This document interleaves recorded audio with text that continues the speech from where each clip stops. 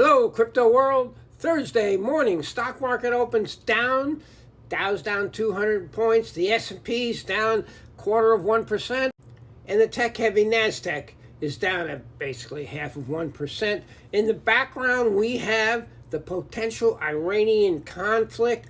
Plus, tomorrow we have the PCE, which is one of the most important indicators about interest rates for the Fed. And in advance of the PCE being released, we see the U.S. Treasury market yields going up, but not radically. And with the increase in interest rates and the potential Iranian conflict, you're seeing the dollar increase. And remember, it was below 97. Now it's slightly above 98. And then when we jump to crypto, once again, we are in red land. Well, in the context of a dropping stock market, rising interest rates, concern about Iran, I guess this is not surprising, but the bottom line is the drop keeps going on. But there's a couple of interesting observations.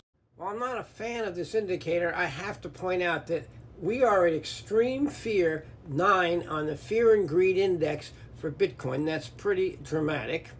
Now, despite all that's negative about crypto, as you know, Coinbase has just announced that they are going to add XRP and Dogecoin, isn't that amazing, to their lending platform, because you can now put your XRP on Coinbase and they will let you borrow against it, as they will with Dogecoin.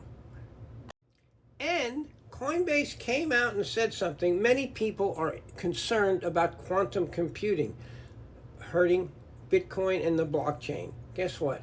The head of Coinbase, Brian Armstrong, said it's a solvable issue and he is not concerned, and that people are overly concerned.